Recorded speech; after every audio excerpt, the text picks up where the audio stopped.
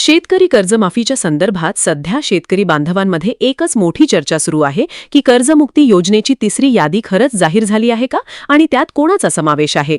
यापूर्वी प्रायोगिक तत्वावर 532 शेतकऱ्यांची पहिली यादी आली होती आणि त्यानंतर जाहीर झालेली दुसरी यादी ही केवळ पुणे जिल्हा मध्यवर्ती सहकारी बँकेच्या 60,900 शेतकऱ्यांसाठी मर्यादित होती।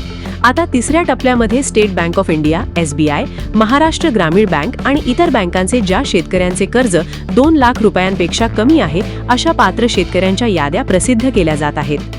सध्या प्रशासनाकडून प्राप्त डेटाची आयकर विभाग म्हणजेच इन्कम टॅक्स विभागाच्या माहितीशी पडताळणी करून याद्या फिल्टर करण्याचे काम सुरू आहे। त्यामुळे ज्यांचा डेटा पूर्णपणे तपासला गेला आहे त्यांच्या याद्या टप्प्याटप्प्याने जाहीर होत आहेत।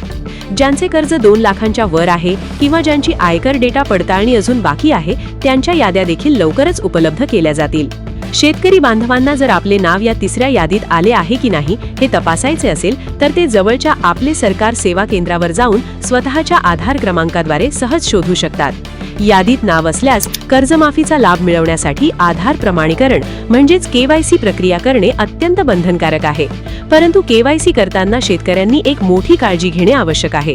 सध्या अनेक शेतकऱ्यांच्या कर्ज खात्यात, बँक खात्यात किंवा कर्जाच्या रक्कमेमध्ये चुका व तफावत आढळत आहे। त्यामुळे CSC केंद्रावर अंगठा लावण्यापूर्वी, KYC पूर्ण करण्यापूर्वी जर तुमच्या माहितीत किंवा रक्कमेत काही चूक दिसत असेल तर आधी आपल्या बँकेत जाऊन संपर्क साधा व ती चूक दुरुस्त करून घ्या। कारण चुकीच्या माहितीवर KYC केल्यास तुम्ही कर्जमाफीच्या लाभापासून वंचित राहू शकता। अनेक शेतकऱ्यांचा प्रश्न आहे की KYC झाल्यानंतर कर्ज खाते कधी नील होणार। नियमानुसार KYC प्रक्रिया पूर्ण झाल्यानंतर 48 तासांच्या आत शासनाकडून कर्जमाफीची रक्कम बँकेकडे वर्ग केली जाते।